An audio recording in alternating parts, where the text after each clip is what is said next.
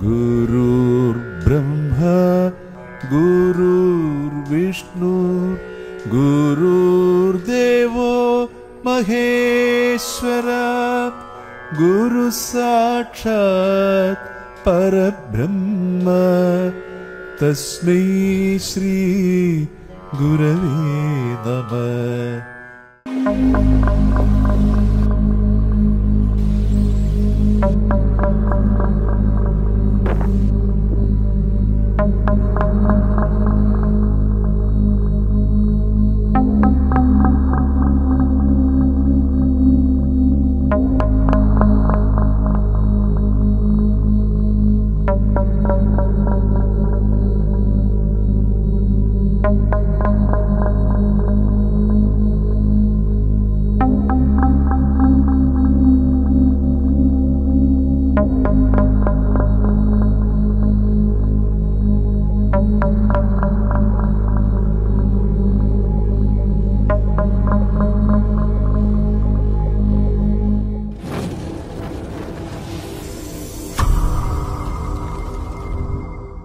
ನಮಸ್ಕಾರ ವೀಕ್ಷಕರೇ.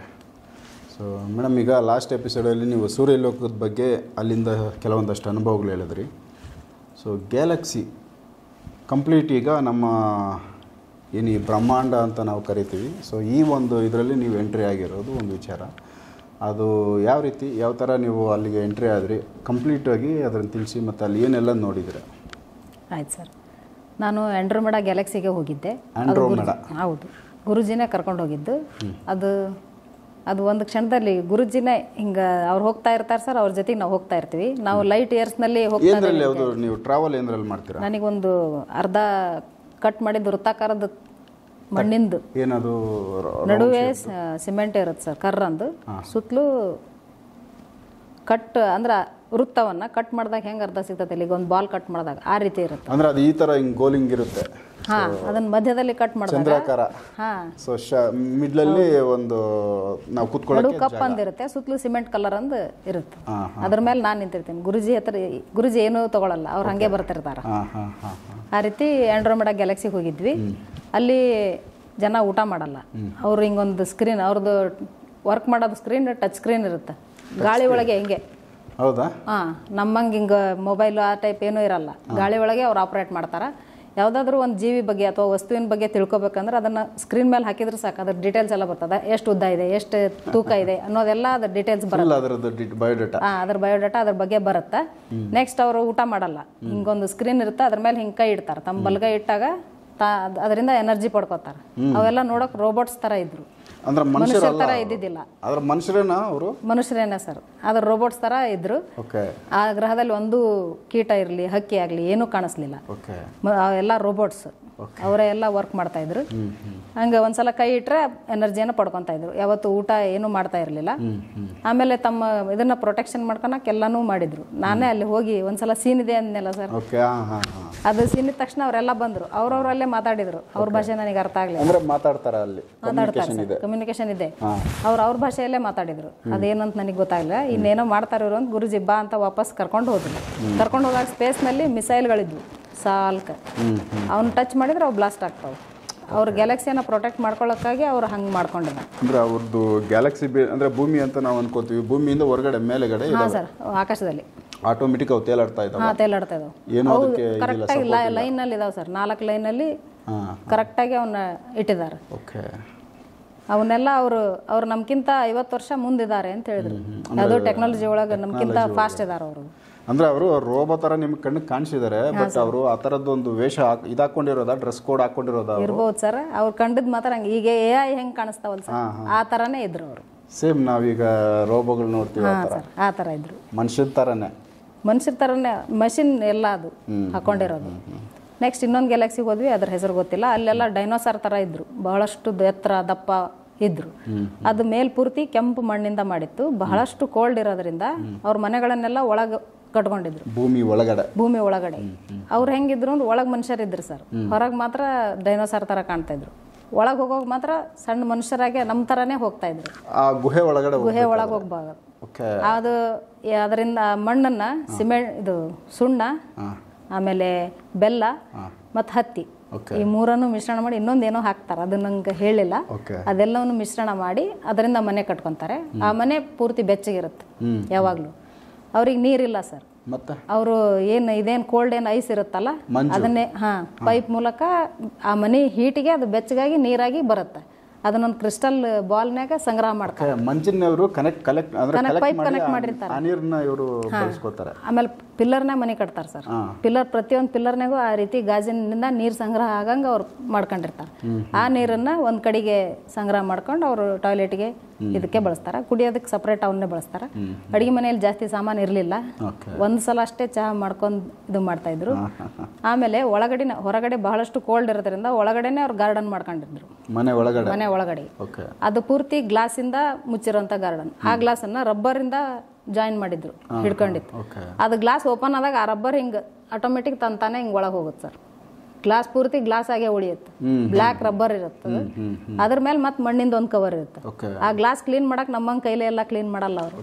ಅದು ಮಷಿನ್ ಇರುತ್ತೆ, ಅದು ತಾನೇ ಕ್ಲೀನ್ ಮಾಡ್ಕೊಂಡು ಮಾಡುತ್ತೆ. ಆಮೇಲೆ ಬೆಳೆದಂಥವನ್ನ ಹಸಿಯಾಗೆ ಸೇವಿಸೋದು ಜಾಸ್ತಿ.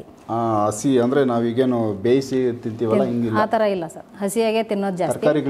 ತರಕಾರಿಗಳನ್ನ ಬೆಳಿತಾರೆ. ನಾವೇನಿಲ್ಲ ಟೊಮೆಟೊ ತರಕಾರಿ ನನಗೆ ಕಂಡದ್ದು ಕುಂಬಳಕಾಯಿ ಕಂಡದ್ದು ಅದನ್ನ ಬಳಸ್ತಾರ. ಅದ್ರ ಸಿಪ್ಪೆಯನ್ನೆಲ್ಲ ಒಣಗಿಸಿ ಒಲೆ ಊರಿಗೆ ಬಳಸ್ತಾರೆ. ಆ ಗ್ಯಾಲಕ್ಸಿಯಲ್ಲಿ ಒಂದು ಸ್ವಲ್ಪನೂ ಹೊಲಸು ಏನು ಕಾಣಲಿಲ್ಲ, ಬಹಳಷ್ಟು ಕ್ಲೀನ್ ಆದ ಗ್ಯಾಲಕ್ಸಿ. ಆಮೇಲೆ ಮನೆ ರೂಮ್ ಸಪ್ರೇಟ್ ರೂಮ್ ಇದಾವೆ, ಟಾಯ್ಲೆಟ್ ಬೇರೆ, ಎಲ್ಲವೂ ಸಪ್ರೇಟ್ ಆಗಿದಾವೆ. ಆಮೇಲೆ ಒಂದೇ ಹೊತ್ತು ಊಟ ಮಾಡ್ತಾರೆ. ಬೆಳಗ್ಗೆ ಸನ್ ಮೆಡಿಟೇಷನ್ ಮಾಡಿ ಎನರ್ಜಿ ತಗೋತಾರೆ. ಸನ್ ಮೆಡಿಟೇಷನ್ ಮಾಡಕ್ಕೂ ಅವ್ರು ಹೊರಗೆ ಬರೋಕ್ಕಾಗಲ್ಲ, ಆ ಥಂಡಿ ಇರೋದ್ರಿಂದ. ಅದು ಗ್ಲಾಸ್ ಏನು ಟಾಪ್ ಇರುತ್ತಲ್ಲ ಸರ್, ಅದು ಓಪನ್ ಮಾಡ್ಕೊಂತಾರೆ. ಕುಂದ್ರಕಂದ್ರೆ ಕೆಳಗೆ ಗಾರ್ಡನ್ ಇರುತ್ತಲ್ಲ, ಈ ರೀತಿ 4 ಕಟ್ಟಿಗೆ ಬರ್ತಾವ ಸರ್. ಅವ್ರು ಬಟನ್ ಆನ್ ಮಾಡಿದ್ರೆ ಅಲ್ಲಿ ಚೇರ್ ಮೇಲೆ ಕುತ್ಕೊಂಡು ಅವ್ರು ಮೆಡಿಟೇಷನ್ ಮಾಡ್ತಾರೆ.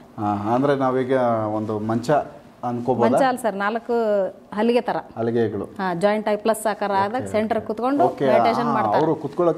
4 ದಿಕ್ಕಿನಾಗ, ಯಾಕಂದ್ರೆ ಗಾರ್ಡನ್ ಏನು ಡಿಸ್ಟರ್ಬ್ ಮಾಡಬಾರ್ದು. ಇಲ್ಲ ಮೇಲೇನೆ ಸಪರೇಟ್ ಲೇಯರ್. ಆಮೇಲೆ ಸಾಯಂಕಾಲ ಮೂನ್ ಮೆಡಿಟೇಷನ್ ಮಾಡ್ತಾರೆ. ಮಧ್ಯಾಹ್ನ ಒಂದೇ ಹೊತ್ತು ಅಡಿಗೆ ಮಾಡ್ಕೊಂಡು ಊಟ ಮಾಡ್ತಾರೆ. ಅಡಿಗೆ ಅಂದ್ರೆ ಇದೆ ಹಸಿ ತರಕಾರಿನೇ ತಿನ್ನೋದು. ನೀರಿಂದು ಎಲ್ಲ ಡ್ರೈನೇಜ್ ಎಲ್ಲ ಸಿಸ್ಟಮೆಟಿಕ್ ಒಂದ್ ಕಡೆ ಕಲೆಕ್ಟ್ ಆಗೋದು, ಗೊಬ್ಬರ ತಯಾರು ಮಾಡೋದು ಎಲ್ಲ ಮಾಡ್ತಾರೆ. ಮಧ್ಯಾಹ್ನ ಹೊತ್ತು ಊಟ ಆದ್ಮೇಲೆ ಏನು ಖಾಲಿ ಇರ್ತಾರಲ್ಲ ಎಲ್ಲರೂ ಒಂದ್ ಕಡೆ ಸೇರ್ತಾರೆ ಸರ್. ಅವ್ರ ಡ್ರೆಸ್ ಅಷ್ಟೇ, ಪಂಜೆ ಅಷ್ಟೇ. ಹೆಣ್ಮಕ್ಳು ನಾರ್ಮಲ್ ನಮ್ಮ ಥರನೇ ಹಾಕೊಂಡಿದ್ರು. ಆಮೇಲೆ ಅಲ್ಲಿ ಮಣ್ಣಿನಿಂದ ಮೋಲ್ಡ್ನಲ್ಲಿ ಮೂರ್ತಿಗಳನ್ನು ಮಾಡ್ತಾ ಇದ್ರು. ಅಂದ್ರೆ ಕಂಬಗಳು ಕೆತ್ತನೆಯಿಂದ ಮಾಡಂತ ಮೋಲ್ಡ್ ಹಾಕಿ ಮಾಡ್ಕೊಡ್ತಾ ಇದ್ರು. ಯಾರು ಬೇಕಾದ್ರೂ ತಗೊಂಡು ಹೋಗ್ಬೋದು. ಇದು ಪ್ಲಾಸ್ಟರ್ ಆಫ್ ಪ್ಯಾರಿಸ್ ಅಂತ ಅದರಲ್ಲಿ ಮಣ್ಣನ್ನ ಬಳಸಿ ಮಾಡ್ತಾ ಇದ್ರು ಸರ್. ಅಂದ್ರೆ ಬೊಂಬೆಗಳು ಏನಾದ್ರು ಒಂದು ಪ್ರಿಂಟ್ ತರ ಹಾಕಿಬಿಟ್ಟು ಮಾಡ್ತಾರಲ್ಲ ಆ ತರ ಕಂಬಗಳು, ಅಂದ್ರೆ ಮನೆಗೆ ಅಲಂಕಾರ ಮಾಡ್ಲಿಕ್ಕೆ ಕಂಬಗಳು ಆ ತರ, ಆಮೇಲೆ ಮೂರ್ತಿಗಳು ಆ ತರ ಮಾಡಕ್ ಮೋಲ್ಡ್ನಾಗ ಹಾಕೊಂಡ್ ಮಾಡ್ತಾರೆ. ಯಾರು ಯಾವನ್ ಬೇಕಾದ್ರೂ ತಗೊಂಡ್ ಹೋಗ್ಬೋದು. ಅವ್ರ ಮುಖದಲ್ಲಿ ಇಷ್ಟು ಸಂತೋಷ, ಇಷ್ಟು ಆನಂದ ಇತ್ತಲ್ಲ, ಅದು ಬೇರೆ ಎಲ್ಲೂ ಕಾಣಿಸ್ಲಿಲ್ಲ ನನಗೆ. ಅವ್ರು ತುಂಬಾ ಸಂತೋಷದಿಂದ ಇದ್ರು. ನೆಕ್ಸ್ಟ್ ಅಲ್ಲೇ ಗುರುಜಿನೂ ಕಂಡ್ರು. ಅವರು ಸಮಾಧಿ ಕುಂತಿದ್ರು. ಅವ್ರ ಸಮಾಧಿಯಿಂದ ಎದ್ದಾಗ ಇವರೆಲ್ಲ ಬಂದು ಅವ್ರ ಹತ್ರ ಇರ್ತಾ ಇದ್ರು. ಅದಕ್ಕೆ ಇದನ್ನ ನೋಡ್ರಿ ನನಗೆ ಅನಿಸ್ತು, ಇದು ಸಿಸ್ಟಮೆಟಿಕ್ ಆಗಿರೋದು ನೋಡಿದ್ರೆ ನೆಕ್ಸ್ಟ್ ಗುರುಗ್ರಾಮ ಹಿಂಗೆ ಇರ್ತದೇನಪ್ಪ ಅನ್ನೋ ಅರ್ಥದಾಗ ನನಗೆ ಅನಿಸಿದ್ದು. ಸೂಪರ್. ಅಂದ್ರೆ ಈಗ ನೀವು ಅದು ಭೂಮಿಯಿಂದ ಒಳಗಡೆ ಗುಹೆ ಅನ್ನೋ ತರ ಆ ಮನೆಗಳು, ಈಗ ಹೆಂಗ್ ನಾವು ಸುರಂಗ ಹೋಗ್ತಾವಲ್ಲ ಸರ್, ಆ ತರ ಸುರಂಗ ಮಾಡ್ಕೊಂಡು ನೆಕ್ಸ್ಟ್ ಮನೆ, ಒಂದು ಮನೆಯಿಂದ ಇನ್ನೊಂದು ಮನೆ ಕನೆಕ್ಷನ್ ಹೆಂಗಿರುತ್ತೆ ಅಂದ್ರೆ ನಡು ಗೋಡೆ ಬರುತ್ತೆ ಸರ್. ಪಕ್ಕಕ್ಕೆ ಮನೆಗಳಿರ್ತಾವು. ಎಲ್ಲರೂ ಸೇರಕ್ಕೆ ಒಂದು ಸಪ್ರೇಟ್ ಹಾಲ್ ಮಾಡ್ಕೊಂಡಿರ್ತಾರ. ಆಮೇಲೆ ಅಲ್ಲಿ ಎಲ್ಲ ಥರದ ಪ್ರಾಣಿ ಪಕ್ಷಿ ಎಲ್ಲವನ್ನೂ ನೋಡಿದೆ. ಯಾವ ಥರ ಅಂದ್ರೆ ಮನೆ ಒಳಗಿರಲ್ಲ, ಮೇಲೆ ಇರ್ತಾವು. ಒಂದು ಹದ್ದು ಮಾಂಸನ ಕುಕ್ಕಿ ತಿನ್ನೋದನ್ನ ನೋಡಿದೆ. ಮತ್ತೆಲ್ಲ ಗಿಡ ಮರಗಳು ಎಲ್ಲ ಇರ್ತಾವು. ಆದ್ರೆ ನಮ್ನೇನು ನೋಡ್ತೀವಿ ಅದೇ ಥರ ಇರ್ತಾವೆ ಗಿಡ ಮರ. ಹಾಗಲ್ಲಿ ಸೂರ್ಯದಾನದಲ್ಲಿ ಒಂದು ಪಾಯಿಂಟ್ ಬಿಟ್ಟು ಹೋಗಿತ್ತು ಸರ್. ಅಂದ್ರೆ ಸೂರ್ಯ ಲೋಕಕ್ಕೆ ಹೋದಾಗ ಸೂರ್ಯ ತಾವೇ ಸ್ವತಃ ಬಂದು ಗುರುಜಿಯನ್ನ ಹಿಂಗ್ ಭುಜ ಹಿಡ್ಕೊಂಡು ಕರ್ಕೊಂಡು ಹೋಗಿ ಕುಂದರ್ಸಿದ್ರು. ಆ ಸೂರ್ಯನ ಸಿಂಹಾಸನಕ್ಕಿಂತ ಗುರುಜಿಯ ಸಿಂಹಾಸನ ಎತ್ತರದಲ್ಲಿತ್ತು. ಸೂರ್ಯ ಲೋಕದಲ್ಲೂ ಹೀಗೆ ಇತ್ತು, ಚಂದ್ರಲೋಕದಲ್ಲೂ ಸಹ ಹಿಂಗೆ ಇತ್ತು. ಅವ್ರು ಬಂದ ಕೂಡಲೇ ಅವ್ರನ್ನ ಕೈ ಮುಗಿದು ಎಷ್ಟು ಹಂಬಲ್ ಆಗಿ ಕೈ ಮುಗಿದು ಕರ್ಕೊಂಡು ಹೋಗಿ ಕುಂದರ್ಸಿದ್ರು. ಸೂರ್ಯ ಲೋಕದಲ್ಲಿ ಎಸ್ಕಲೇಟರ್ ಇದೆ, ಮೆಟ್ಲಿದೆ. ಅದು ಗುರುಜಿ ಹಿಂಗ ಒಂದು ಕ್ಷಣದಲ್ಲಿ ಬರ್ತಾರೆ. ಬಟ್ ನಮಗೆ ಬರಕ್ ಟೈಮ್ ಬೇಕು. ಚಂದ್ರಲೋಕದ ಮೆಟ್ಟಲ್ಲಿ ಇಳಿಯೋದಕ್ಕೆ ಬಹಳಷ್ಟು ಸಮಯ ಬೇಡಿತೈತೆ. ಅಂದ್ರೆ ಇವಾಗ ಎಲ್ಲ ಕಡೆ ಇವಾಗ ನಾವು ಮಾಲ್ಗಳಲ್ಲಿ ನೋಡ್ತೀವಿ ಎಸ್ಕಲೇಟರ್ ಸ್ಟೆಪ್ಸ್ ಹೋಗುತ್ತೆ, ಆ ಟೈಪ್ ಇರುತ್ತೆ. ಸೇಮ್ ಆ ತರ ಇತ್ತು. ಒಂದ್ ಕಡೆ ಸೂರ್ಯಲೋಕದ ಸರ್, ಒಂದ್ ಕಡೆಗೆ ಜಾರ್ಬಂಡಿ ಟೈಪ್ ಇತ್ತು. ಎಸ್ಕಲೇಟರ್ ಪಕ್ಕ ಜಾರ್ಬಂಡಿ ಕೆಳಗೆ ಕುತ್ಕೊಂಡ್ರೆ ಅಂದ್ರೆ ರೌಂಡ್ ಒಂದು ಇರುತ್ತೆ ಸರ್. ಅದ್ರ ಮೇಲೆ ಕುತ್ಕೊಂಡು ಸೊಯ್ಯನ್ನಾಗ ಮೇಲೆ ಕರ್ಕೊಂಡೋಗಿ ಇಳಿಸುತ್ತೆ. ಅದು ಮೇಲೆಗೆ ಕರ್ಕೊಂಡು ಮೇಲೆ ಹೋಗುತ್ತೆ. Okay okay super. ಇವೆಲ್ಲ ಟೆಕ್ನಾಲಜಿ ಇದೆ ಅಲ್ಲಿ? ಹಾಂ ಸರ್, ಟೆಕ್ನಾಲಜಿ ನಮ್ಗಿಂತ ಫಾಸ್ಟ್ ಇದ್ದಾರೆ ಅವರೆಲ್ಲ. ಅದಕ್ಕೆಲ್ಲ ಪವರ್ ಯಾವ ಥರ ಅವ್ರು ಯೂಸ್ ಮಾಡ್ತಾರೆ? ಸೂರ್ಯನ ಪವರ್ ಅಲ್ಲ ಸರ್, ಸೂರ್ಯಲೋಕ ಅಂದ್ರೆ ಸೂರ್ಯನಿಂದಾನೇ ಎಲ್ಲ ಸಿಗುತ್ತೆ. ಆಮೇಲೆ ಅಲ್ಲಿ ಬಣ್ಣಗಳಿಂದಾನೇ ಬಣ್ಣಗಳು, ಈಗ ಗುಡ್ಡದ ಮೇಲೆ ಕಲರ್ ಒಂದು ಲೈನ್ ಪರ್ಪಲ್ಲು, ಒಂದು ಲೈನ್ ಪಿಂಕು, ಆ ಥರ ಹೂಗಳಿದ್ದು. ಕಲ್ಲು ಮಣ್ಣು ಅದು ಎಲ್ಲ ಡಿಫ್ರೆಂಟು. ಮಣ್ಣು ಅಂದ್ರೆ ಕೆಂಪು ಕಲರೇ, ನಮ್ಮ ಕೆಂಪು ಬರುತ್ತಲ್ಲ ಅಷ್ಟು ಡಾರ್ಕ್ ಇಲ್ಲ, ಅದಕ್ಕಿಂತ ಸ್ವಲ್ಪ ಲೈಟು. ಕಲ್ಲೆಲ್ಲ ವೈಟ್ ಕಲ್ನಾಗ ಚಿಕ್ಕಿ, ಪಿಂಕ್ನಾಗ ಬ್ಲ್ಯಾಕ್ ಚಿಕ್ಕಿ, ಆ ಟೈಪ್ ಕಲ್ಲುಗಳು ಮಿಕ್ಸ್ ಇದೆ. ಮಿಕ್ಸ್. ಹಾಂ, ಭೂಮಿಯಲ್ಲಿ ಬಂತೆ ನಮ್ಗೇನು ನಾವು ನೋಡ್ತೀವೋ ಸೇಮ್ ಇದೇ ಥರ ಮಣ್ಣು ಕಲ್ಲು ಎಲ್ಲ ಅಲ್ಲೂ ಕೂಡ ಇದೆ. ಇದೆ ಸರ್, ನೀರು ಗಾಳಿ ಎಲ್ಲ ಎಲ್ಲ ಇದೆ ಇಲ್ಲಿ. ಇವಾಗೇನು ನಾವು ಇಲ್ಲಿ ನೋಡ್ತೀವಿ ಇದೇ ಥರದ್ದೇ ಪ್ರಪಂಚ, ಇನ್ನು ಸ್ವಲ್ಪ ನೀಟಾಗಿರೋ ಪ್ರಪಂಚ. ಅಂದ್ರೆ ಅವ್ರು ನಮ್ಮಂಗೆ ಆಹಾರ ಸೇವಿಸೋದು ಅದು ಯಾವುದು ನೋಡಲಿಲ್ಲ, ಅಲ್ಲಿ ಯಾವುದು ಇರಲಿಲ್ಲ. ತಿನ್ನುವಂಥ ವಸ್ತುಗಳು ಯಾವ ಬೆಳೆದಿರೋಂಥದ್ದು ಹಣ್ಣುಗಳನ್ನು ನೋಡಿದ್ದು, ಅದು ಬಿಟ್ಟರೆ ಮತ್ತೆ ಯಾವುದು ಇದು ಇರಲಿಲ್ಲ. ತರಕಾರಿಗಳು ನೋಡಿಲ್ಲ ನೀವು? ಹಣ್ಣು ಅಂದ್ರೆ ಎಲ್ಲ ಹಲಸಿನ ಮರ, ನೇರಳೆ ಮರ, ಮಾವಿನ ಮರ, ಎಲ್ಲ ಥರದ ಮರಗಳು ಇದಾವೆ. ಆದ್ರೆ ನಮ್ಗಿಂತ ಎತ್ತರ ಇದಾವೆ ಸರ್, ಇಲ್ಲಿಗಿಂತನೂ ಬಹಳಷ್ಟು ಎತ್ತರದಲ್ಲಿದೆ. ಎಷ್ಟು ವರ್ಷ ಹಳೆ ಮರಗಳು ಅಂತ ನೀವು? ಬಹಳಷ್ಟು, 100 ವರ್ಷ ಜಾಸ್ತಿನೇ ಇರ್ಬೋದು. ಅದಕ್ಕಿಂತ ದೊಡ್ಡ ಮರಗಳು. ಈ ಥರದ ಮರಗಳನ್ನ ಸೂರ್ಯಲೋಕದಲ್ಲಿ ನೋಡಿದ್ದಾರೆ. ಸೊ ಈಗ ಗ್ಯಾಲಕ್ಸಿ ನೀವು ಹೇಳಿದ್ರಲ್ಲ, ಆಂಡ್ರೋಮೆಡಾ ಗ್ಯಾಲಕ್ಸಿ, ಅದರೊಳಗಡೆ ಆ ಗ್ಯಾಲಕ್ಸಿನಲ್ಲಿ ಮನುಷ್ಯರನ್ನ ನೋಡಿರೋದು ನೀವು? ಅಂದ್ರೆ ಡೈನೋಸಾರ್ ಹೊರಗಿದ್ದಾಗ ಫುಲ್ ಡೈನೋಸಾರ್ ಇದ್ದಂಗೆ ಇರ್ತಾರೆ ಸರ್. ಮನೆ ಒಳಗೆ ಬರೋವಾಗ ಮಾತ್ರ ಆ ಡೈನೋಸಾರ್ದ ಕವಚ ಬಿಚ್ಚಿ ಒಳಗೆ ಮನುಷ್ಯರು ಬಂದಂಗೆ ಬರ್ತಾರೆ. ಅಂದ್ರೆ ಆಟೋಮೆಟಿಕ್ ಆಗಿ ಅವರು ದೈತ್ಯರು ಆಗ್ತಾರೆ, ಕುಬ್ಜರು ಆಗ್ತಾರೆ. ಅವರೇ ಆ ಥರದ್ದೊಂದು ಹೊರಗಡೆ ಹೋದಾಗ ದೈತ್ಯರಾಗಿ ಹೋಗೋದು, ಬಂದಾಗ ಚಿಕ್ಕದಾಗಿ ಬಂದ ಮನೆ ಒಳಗೆ ಮಾತ್ರ ಅಷ್ಟು ಚಿಕ್ಕದಾಗಿ ಬರ್ತಾರೆ. ನಮ್ಮಂಗೆ ನಮ್ಮ ಹೈಟ್ನಷ್ಟೇ ಮನುಷ್ಯರಿದ್ದಾರೆ. ಸೊ ಇವೆಲ್ಲನೂ ಅಲ್ಲಿ ಕಾಣಿಸ್ತದೆ ಸರ್. ಸೊ ತುಂಬ ಮಿರಾಕಲ್ ವಿಚಾರಗಳು. ಆಲ್ಮೋಸ್ಟ್ ಇವುಗಳನ್ನ ನೋಡಿ ಯಾರು ನೋಡಿ ಹೇಳ್ದವ್ರಿಲ್ಲ. ನೀವು ಇವುಗಳನ್ನ ನೋಡಿ ಅನುಭವಗಳೇ ಒಂದು ರೀತಿ ಎಲ್ಲ ನಮ್ಮಂತ ಇದಾರಲ್ಲ ಅಂತ ಅನ್ಸುತ್ತೆ. ಹೌದು ಸರ್. ಅಲ್ಲೂ ಕೂಡ ಕಪ್ಪು ಬಿಳುಪು ಮನುಷ್ಯರು ಹಿಂಗಿದಾರ, ಇಲ್ಲ ಒಂದೇ ತರ ಕಲರ್ ಸರ್? ಸೇಮ್ ಒಂದು ಕಲರ್ ಇದೆ. ಒಂದೇ ಕಲರ್. ಇಲ್ಲಿ ಭೂಮಿಯಲ್ಲಿ ಮಾತ್ರ ಕಪ್ಪು ಬಿಳುಪು ಇದಾರೆ. ಅದು ಮೀಡಿಯಂ ಕಲರ್ ಸರ್, ತೀರಾ ವೈಟ್ ಇಲ್ಲ, ತೀರಾ ಕಪ್ಪು ಇಲ್ಲ, ಮೀಡಿಯಂ ಕಲರ್ನಾಗ ಇದಾರೆ. ಫಾರಿನರ್ಸ್ಗಳನ್ನ ಆ ಥರದ್ದವರು ಯಾರಾದರೂ ಕಾಣಿಸಿದ್ರು? ಇಲ್ಲ ಸರ್, ಅಷ್ಟು ವೈಟ್ ಇರೋರು ಯಾರು ಇರಲಿಲ್ಲ. ಸೊ ಎಲ್ಲ ಮೀಡಿಯಂ ಇದ್ದಾರೆ. ನಮ್ಮ ಇಂಡಿಯನ್ಸ್ ಇದಾರಲ್ಲ ಆ ಟೈಪ್ ಕಾಣಿಸಿದ್ದು, ನಾರ್ಮಲ್ ಕಲರ್. Super super. ಅಂದರೆ ಇದೆಲ್ಲ ಒಂದು ರೀತಿ ತುಂಬಾ ನಮಗೆ ಖುಷಿ ಕೊಡುತ್ತೆ, ಈ ಥರದ್ದೆಲ್ಲ ಇದೆಯಾ ಅಲ್ಲಿ ಅಂತ. ಸೊ ಅದಾದಮೇಲೆ ಇನ್ನು ನೆಕ್ಸ್ಟ್ ಚಂದ್ರಲೋಕಕ್ಕೆ ಸಂಬಂಧಪಟ್ಟಂತೆ ಮತ್ತು ಅಲ್ಲೂ ಕೂಡ ಹೋಗಿ ಬಂದಿದ್ದೀನಿ ಅಂತ ಹೇಳಿದ್ರಿ. ಈಗ ಸೂರ್ಯಲೋಕ ಆಗ್ಬೋದು, ಚಂದ್ರಲೋಕ ಆಗ್ಬೋದು, ಮತ್ತು ಬೇರೆ ಗ್ಯಾಲಕ್ಸಿಗಳಾಗ್ಬೋದು, ಎಲ್ಲೇ ಹೋದರೂ ಕೂಡ ಅಲ್ಲಿ ಗುರುಜಿಯವರನ್ನ ನೋಡ್ತಾ ಇದ್ದೀರಾ ನೀವು? ಹೌದು ಸರ್, ಗುರುಜಿನೇ ಕರ್ಕೊಂಡು ಹೋಗ್ತಾರೆ. ಗುರುಜಿಯವ್ರು ನೋಡ್ತಾ ಇಲ್ಲ, ಅವ್ರ ಹಿಂದೆ ನಾನು ಹೋಗ್ತೀನಿ. ಅವ್ರು ಹೋಗ್ತಾ ಇರ್ತಾರೆ. ಅಲ್ಲೆಲ್ಲ ಸುರಂಗ ಅಲ್ಲಿ ಒಳಗೆ ಹೋಗ್ತಾ ಇದ್ದಾಗ ಗುರುಜಿನ ಬೆಳಕಾಗ್ತಾರೆ. ಅವರಿಂದ ಬೆಳಕಿನ ಪ್ರಭೆ ಬರ್ತೈತಿ. ನಾನು ಅವ್ರಿಂದ ನಡ್ಕೊಂಡು, ನನ್ನಿಂದ ಪೂರ್ತಿ ಕತ್ಲಿರುತ್ತೆ. ಹೌದಾ? ಗುರುಜಿ ಮಾತ್ರ ನನಗೆ ಬೆಳಕಾಗಿ ಕಾಣಿಸ್ತಾರೆ. ಅವ್ರ ಹಿಂದೆ ನಾನು ಹೋಗ್ತೀನಿ, ದಾರಿ ತೋರಿಸ್ತಾ ಹೋಗ್ತಾರೆ.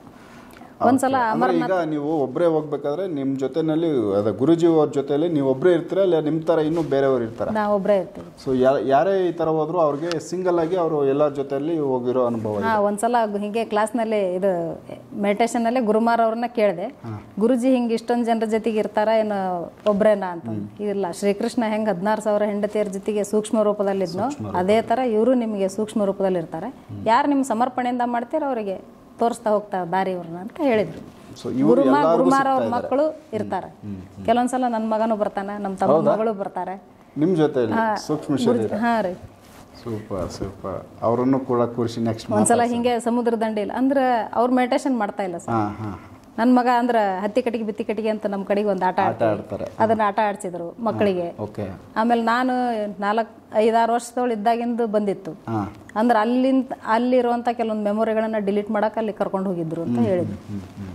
ಅಂದ್ರೆ ಕೆಲವೊಂದು ಕಹಿ ಅನುಭವಗಳು ಏನಾಗಿರ್ತಾವಲ್ಲ ಅವನ್ನ ಅಲ್ಲಿ ಸರಿ ಮಾಡ್ತಾರೆ.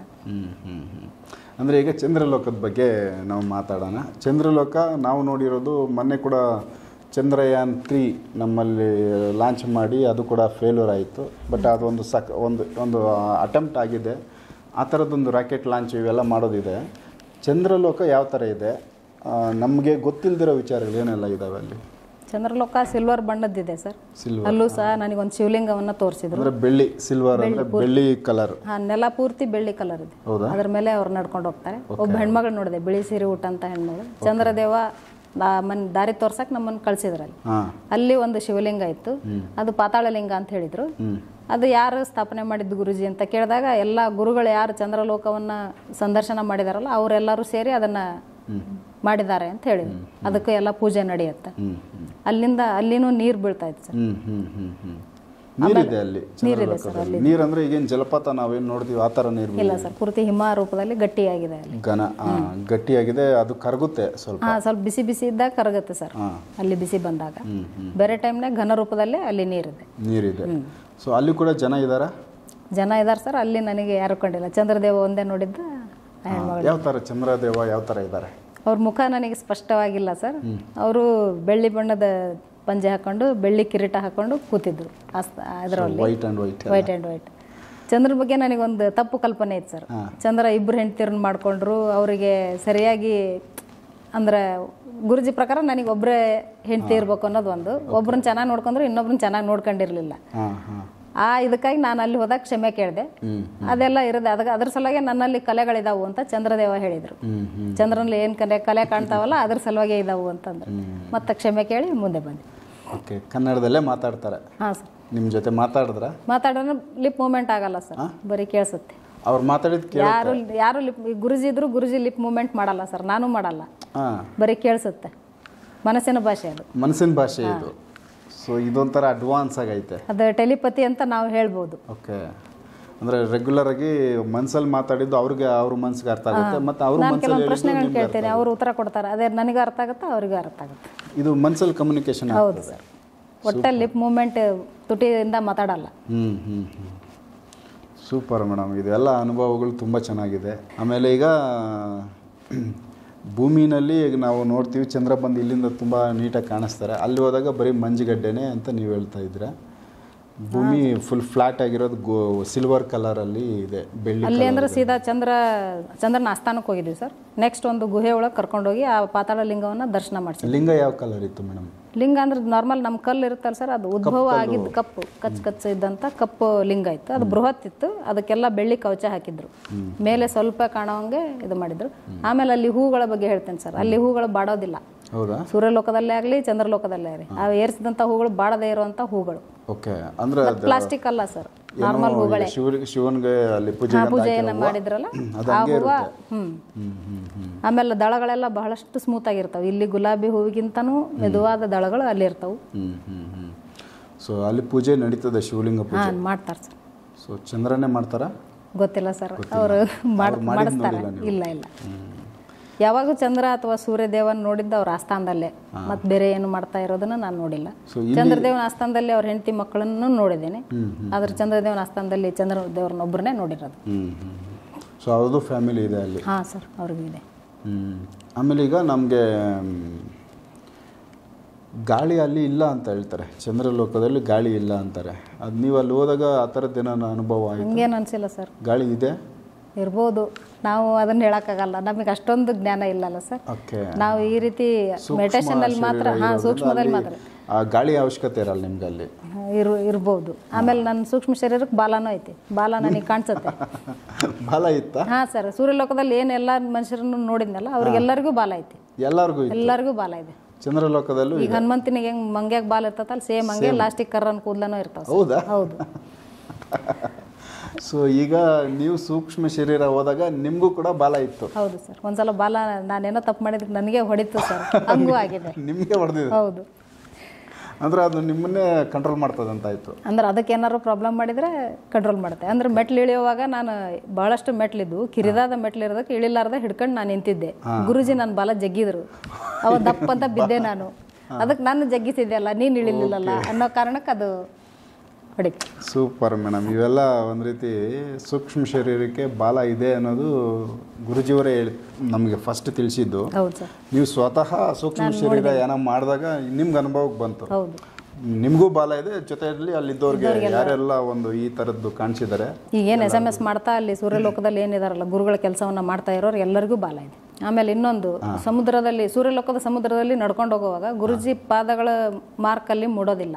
ಹೌದಾ? ನಾವು ಹೋದ್ರೆ ನಮ್ಮ ಕಾಲು ಹೆಜ್ಜೆ ಗುರುತು ಮೂಡಿರ್ತಾವ ಸರ್, ಅವರು ಮೂಡಲ್ಲ. ಅದಕ್ಕೆ ಕೇಳಿದ್ ನಾನು, ಯಾಕೆ ಮೂಡಲ್ಲ ಇವರು ಅಂತಂದು. ಇಲ್ಲ, ಅವರು ದೇವಮಾನವರು, ಅವರು ಮೂಡಲ್ಲ, ನೀವು ಮನುಷ್ಯರು, ನಿಮ್ಮಲ್ಲಿ ದಾನವ ಗುಣಗಳು ಇರೋದ್ರಿಂದ ನಿಮ್ಮ ಕಾಲುಗಳ ಗುರುತು ಮೂಡ್ತಾವು ಅಂತ ಹೇಳಿದ್ರು. ಓಕೆ, ಅಂದ್ರೆ ಅಲ್ಲಿ ಸಮುದ್ರದ ದಡದಲ್ಲಿ ಮರಳಿನಲ್ಲಿ ನಡ್ಕೊಂಡು ಹೋಗುವಾಗ ಮರಳಿನಲ್ಲೇ ಅಲ್ಲಿ ಶಿವಲಿಂಗನೂ ಕಾಣಿಸ್ತು. ಅದಕ್ಕೆ ಮೇಲಿಂದ ನೀರು ಬೀಳುತ್ತೆ ಸರ್. ಇಲ್ಲಿ ಹೆಂಗೆ ನಾವು ಒಂದು ಕುಂಭವನ್ನು ಕಟ್ಟಿ ಅದರಿಂದ ಹನಿ ಹನಿ ಶಿವಲಿಂಗದ ತಲೆ ಮೇಲೆ ನೀರು ಬೀಳ್ಬೇಕಲ್ಲ, ಆ ಥರ ನಾವು ಮಾಡಿರ್ತೀವಿ.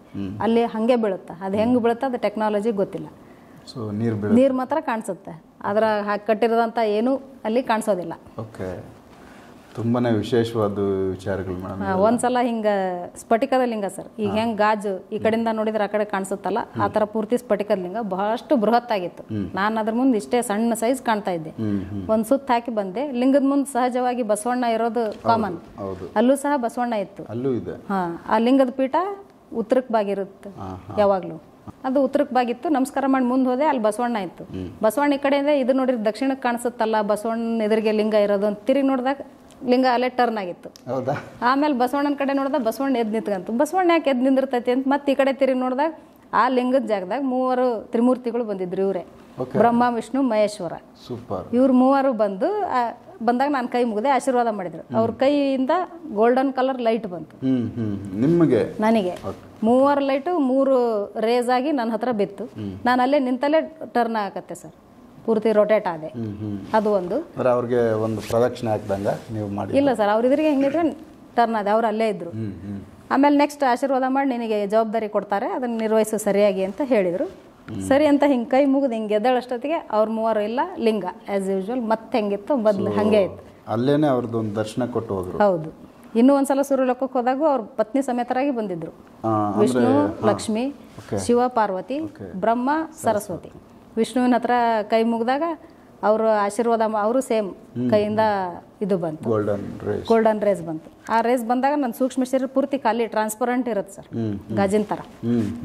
ಆಮೇಲೆ ಇವು ಯಾವ ಅವಯವಗಳು ಅದ್ರ ಇರಲ್ಲ, ಪಾರ್ಟ್ಸ್ ಯಾವೂ ಇರಲ್ಲ, ಪೂರ್ತಿ ಖಾಲಿ ಔಟ್ಲೈನ್ ಥರ. ಬಾಲ ಮಾತ್ರ ಫುಲ್ ತಿಕ್ಕಾಗಿರುತ್ತೆ, ಸ್ಟ್ರಾಂಗ್ ಆಗಿರುತ್ತೆ. ಹಾಂ, ಅದ್ರೊಳಗಿಂದ ಪೂರ್ತಿ ಲೈಟ್ ಬಂದಂಗೆ, ಅವ್ರು ಬಿಟ್ಟಂಥ ಲೈಟು ಆ ಗಾಜಿನೊಳಗೆ ಪೂರ್ತಿ ಪ್ರತಿಫಲನಾಗಿ ನಾ ಪೂರ್ತಿ ಬೆಳಕಾದಂಗೆ ಕಾಣಿಸ್ತಾರೆ. ಅಂದರೆ ಅವ್ರದ್ದೇನೋ ಒಂದು ಎನರ್ಜಿ ನಿಮಗೆ ತುಂಬ ಪಾಸ್ ಮಾಡಿದ್ರು. ನೆಕ್ಸ್ಟು ಕೈಲಾಸ ಮಾನಸ ಸರೋವರಕ್ಕೆ ಕರ್ಕೊಂಡೋಗಿದ್ರು. ಕೈಲಾಸ ಪರ್ವತದ ಹತ್ರನೂ ಭಾಳ ಸಲ ಹೋಗಿದ್ದೀವಿ. ಸೊ ಇದ್ರ ಬಗ್ಗೆ ನೆಕ್ಸ್ಟ್ ವಿಡಿಯೋದಲ್ಲಿ ಮಾತಾಡೋಣ. ಸೊ ವೀಕ್ಷಕರೇ, ಇನ್ನೂ ತುಂಬ ಕೇಳ್ತಾ ಇದ್ದರೆ ತುಂಬ ಕುತೂಹಲ ವಿಚಾರಗಳು, ಏನೆಲ್ಲ ನಮಗೆ ನಾರ್ಮಲಾಗಿ ಗೊತ್ತಿಲ್ಲದೆ ಇರೋ ವಿಚಾರಗಳನ್ನೇ ಮೇಡಮ್ ಅವ್ರು ಹೇಳ್ತಾವ್ರೆ. ಸೊ ಕೈಲಾಸ ಪರ್ವತ ಅದು ತುಂಬ ಇಂಟ್ರೆಸ್ಟ್ ಇರೋ ವಿಚಾರ. ಹಾಗಾಗಿ ಮುಂದಿನ ವಿಡಿಯೋದಲ್ಲಿ ಅದ್ರ ಬಗ್ಗೆ ಮಾತಾಡ್ತೀವಿ. ಎಪಿಸೋಡ್ ನೋಡ್ತಾ ಹೋಗಿ. ನಮಸ್ಕಾರ.